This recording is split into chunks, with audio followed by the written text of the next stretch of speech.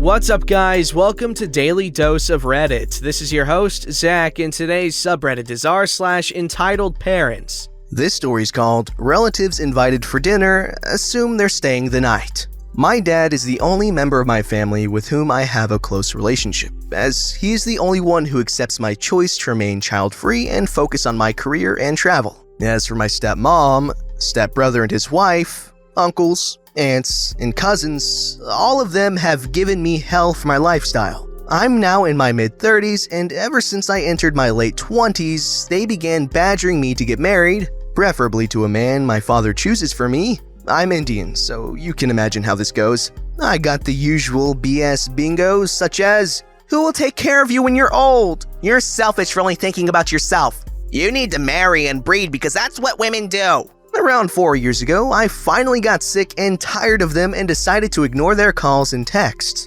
I've only maintained low contact with my stepbrother because he was not quite as horrid as the others. I was never close with these people to begin with, so it wasn't difficult. For a while, they took to harassing my dad to get him to get his daughter in line, but he shut them down by saying that it was my life, my decisions. At the time when this incident took place, a certain crisis had arisen in my extended family, one that directly affected my dad. I don't wish to go into details, but it compelled me to interact with these people again. So my stepmom's sister, her husband, their teenage son, along with their grown son, his wife, and their toddler came to our city to discuss matters. My dad and I decided that we can all chat at my place as it's close to the airport. So all of these folks, along with my dad, stepmom, stepbrother, and sister-in-law and their baby are at my place. We all ate dinner and talked about the issue at length. However, it was quite an ordeal for me as I had to constantly tell off the toddler, stepmom's great niece, as she kept trying to grab my cat and dogs or make loud noises at them. I asked her parents to intervene, but they just laughed it off. My pets are very well behaved but are not used to being around kids, especially if they're annoying little brats whose parents refuse to discipline them. As soon as the discussion was over, stepmom's sister asks which of the bedrooms was for them. I was caught a bit off guard and asked her what she meant. Her husband chimed in and demanded that I get 2 of the bedrooms ready for their family. "We'll be spending the night here. And breakfast better be served before 8 o'clock in the morning as we don't want to miss our flight."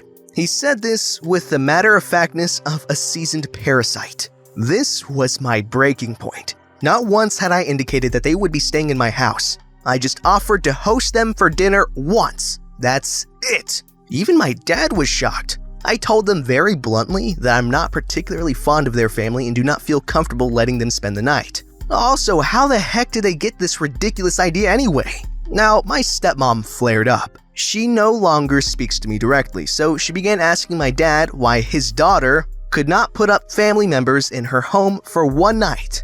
How can she be so selfish? My stepbrother's kids chose this exact moment to start bawling. So my sister-in-law told her to stop yelling as the baby was getting upset. "Thanks, kid." I told everyone in a firm voice that we've discussed what we were supposed to discuss, and it was time for them to leave. Stepmom and her sister walked out grumbling. Everyone else followed. The toddler's mom asked if her kid could pet my dogs. I just said no, with a straight face, which seemed to annoy her. The baby was still bawling like a champ, so no one was able to say anything else.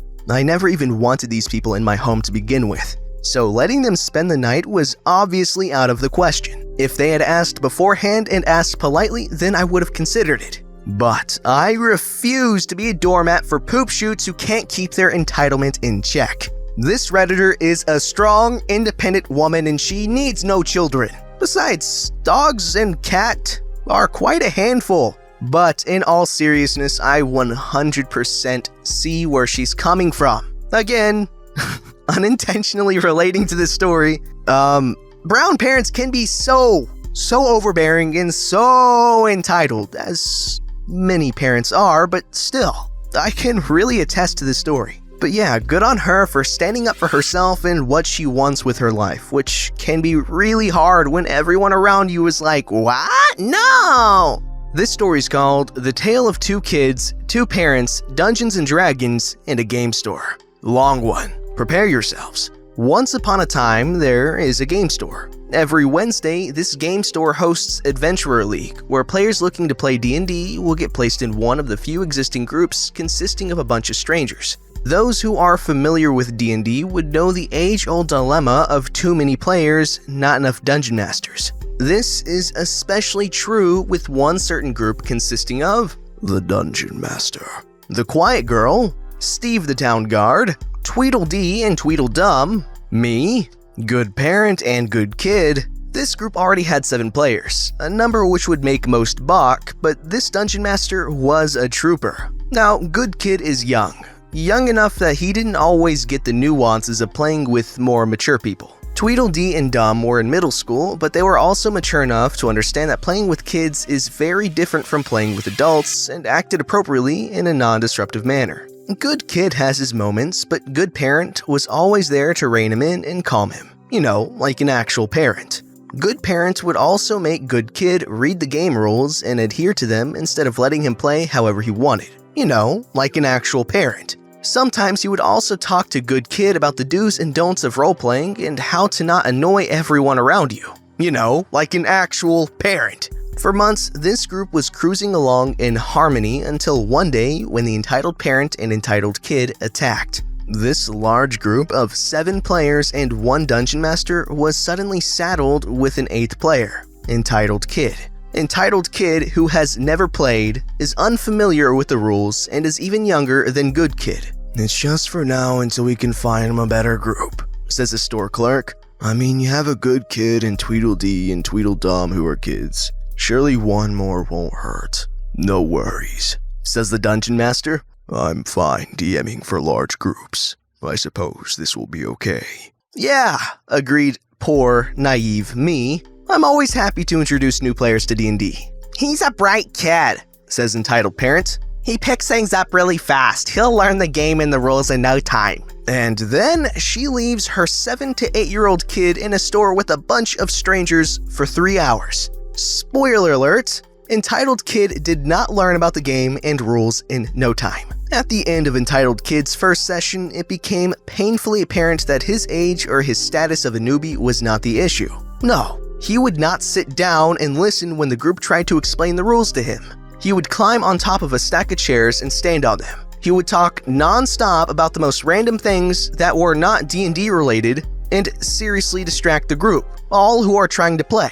He would move miniatures around the battlefield and mess up whatever was happening in the battle. He thought his character was Thor, who could throw his battle hammer once and kill all the bad guys. Spoiler alert, Dungeons & Dragons doesn't work that way. Most egregiously of all, he would take the store's merchandise and move them around or hide it. "But OP, I hear you say, why weren't any of you watching Entitled Kid? He's part of the group now, right?" Actually, no. It's only temporary until there's a smaller game since the group was already so large. And the group did watch him for the first 2 sessions. Coincidentally, the group did not get much playing done during those 2 sessions. Every single week, Entitled Parent would drop off Entitled Kid with us and leave to Buddha knows where. It became very apparent that she saw this group as weekly babysitting. Also, to play in the store, you'd have to pay $5 each session. This group was paying $5 each to babysit a kid who didn't know how to play, didn't want to learn how to play, and was giving them a massive migraine. Dungeon Master began complaining to the store, but since Entitled Kid hasn't done anything illegal in their eyes, Entitled Kid had placed all the merchandise back in their rightful places after Dungeon Master yelled at him and the store wasn't concerned that he might do it again. Anyways, they wouldn't kick him out. Dungeon Master requested that Entitled Kid be moved to another table, but other groups were also full, so they were stuck with him until new Dungeon Masters show up to run their games. Dungeon Master then tells Entitled Parent of Entitled Kid's behavior and requests that she teach him the rules. You see, Entitled Parent claimed that she played D&D when she was younger and she knew the rules. Perhaps she can teach Entitled Kid how to play the same way Good Parent taught Good Kid. Amazingly enough, Entitled Parent did not blow up at Dungeon Master for accusing Entitled Kid of bad behavior. She said she would talk to Entitled Kid on how to behave. Spoiler alert, she did not talk to Entitled Kid because he acted even worse than before. Okay, but how's Entitled Parent entitled? I hear you say. Yeah, expecting the group to babysit is bad, but it could be worse. Maybe she's tired. Being a mom is a thankless, constant job. It's just 3 hours a week and she hasn't done anything entitled. Well, my dear listener, who conveniently glossed over the fact that everyone paid $5 to play D&D, not to be free babysitters. Luckily, I have news for you. Dungeon Master has the phone number of every group member. In Entitled Kid's case, he has Entitled Parents' number. According to him, Entitled Parent is seeing the writing on the wall. She knows 8 players is too much for most Dungeon Masters to handle. She knows Entitled Kid is disruptive to the group and no one likes him. She also knows there's a 99.999999% chance that Entitled Kid will not stay in the group, especially when the store clerk confirmed that his placement is only temporary since day 1. Dungeon Master told us Entitled Parent had been asking him to kick someone out from the group to make room for Entitled Kid. The people whom he'd been playing with longer and whom he actually liked and formed a bond with. To her very little credit, she didn't yell and demand her way. The good news is, more Dungeon Masters came to the store looking to start a new game. Entitled Kid was immediately placed with someone who knew how to deal with kids, knew how to make Entitled Kid behave, and is infinitely more patient than the group was. The bad news is Dungeon Master had to leave for a year to do job training with the promise of returning, and I have taken over as the group's new Dungeon Master. I also have a session tomorrow and still am not completely prepared for it because I greatly procrastinated to write this story. Oh, we've all been there, you know, having something you enjoy doing being ruined by little kids. Now, okay, kids are cool and everything, but you know, there's certain things that are a lot better with, you know, people that aren't little kids, such as pretty much everything that little kids don't typically do on their own. And this is especially true with a game like D&D, which takes, I'm assuming, a lot of imagination, a lot of concentration, and, you know, you have to immerse yourself, and a little kid being there is really annoying, and I can definitely see that killing the immersion, you know, when things are getting good. If it does get good at all with the little kid there, sorry. I've had too many things ruined by kids. But again, I like kids still. This story's called, My Child Has Peanut Allergies. Remove all peanuts from this public park now. A few years ago, some friends and I went for a picnic in a public forest preserve on a summer afternoon. The covered pavilion was huge, about 60 meters by 80 meters with dozens of picnic tables and a fire pit. Dozens of different families and groups were there enjoying the day in this public area. It was nice. And then enter Karen, the entitled mother. She planted herself next to our table. All the other tables were full. She showed up with her 2 other Karen haircut friends and their squad of toddlers, apparently for entitled mother's kid's birthday party. This park has no reserved tables. It was first come, first served. Entitled mother was huffing, irritated that she and her precious squad had to sit next to a group of young people. She huffed a bit, gave dirty looks. We ignored her and unpacked our food.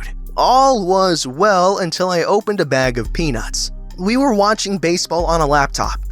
You gotta have peanuts for baseball. Excuse me? Hey, are those peanuts? Yes? Do you want some? I can share. Here, take some for the kids. I was trying to be polite. She began yelling and slapped the offered bag away. No, get those away from here. Get them out right now. I was totally confused. What? Okay, you don't like peanuts. Got it. I turned away back to my friends, happy to ignore her. But, hey, didn't you hear me? My child is allergic to peanuts. They could kill her.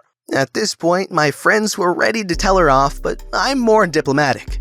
I'm sorry, I don't know you nor your child. If I did, I would not have offered you peanuts. Now that I know, I will keep my peanuts at our table away from your kid. Okay? Enjoy your party.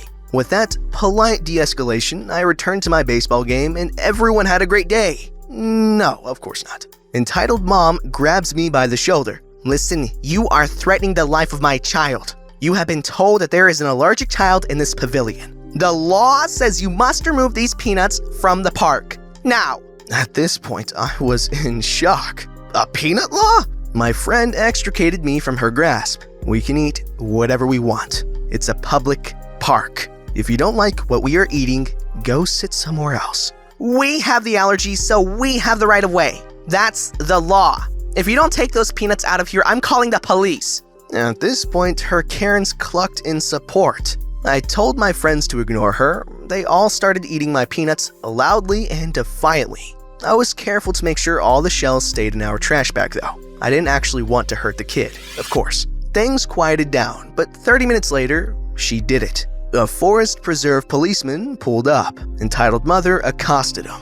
"Those people are trying to kill my child. They are throwing peanuts at our kids, knowing they are allergic to peanuts." I froze, absolutely terrified. She was a rich, middle-aged woman in fancy clothes. We were poor kids in street clothes.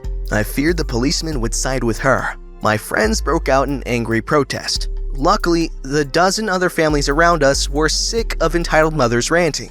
Many other people chimed in, calling out the peanut throwing as a lie and confirming that the entitled mother was the instigator. The policeman scolded entitled mother for the frivolous 911 call. He also confirmed that there is no allergy law. If we kept our peanuts at our table, we were fine. She got off with a warning. Entitled mother and her Karens ended their party early, sending us some evil looks on the way out.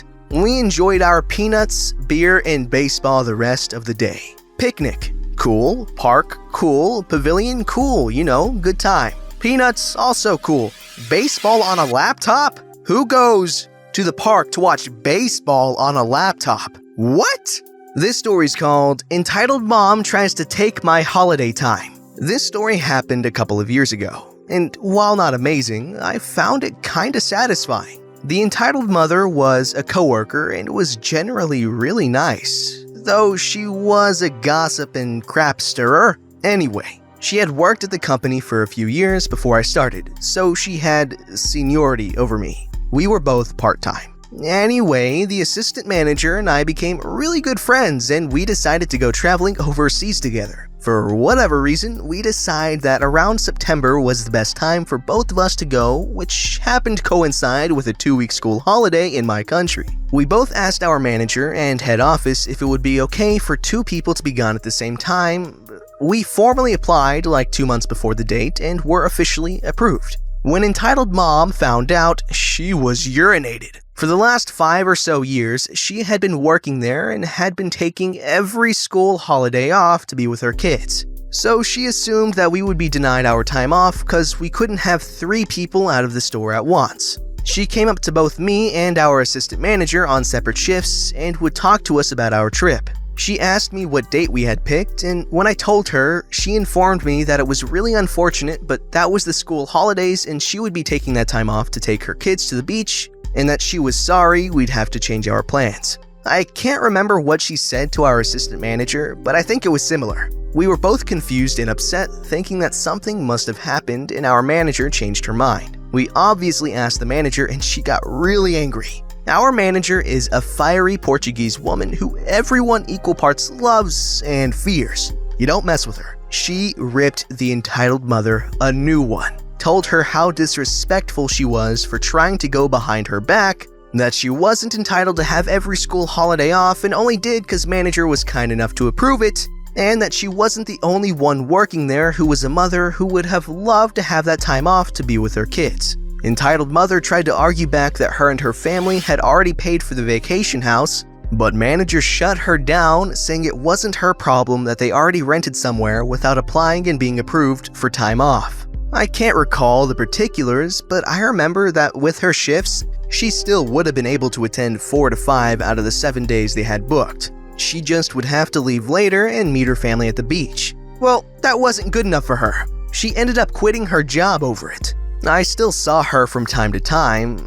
It took her a couple of years to find another job, and even then I don't know how long she was there for. Okay, the entitled mom was actually 100% in the wrong. However, I do kinda see where she's coming from. Because she was used to having that time off for the past 5 years. So I don't necessarily think it was that crazy of her to assume that she could get that time off. But what she did was really shady. But again, kind of understandable given that she already paid for it, and yeah. But the correct thing to do would have been to talk to the boss. Don't forget to like, subscribe, and hit that bell to never miss an episode.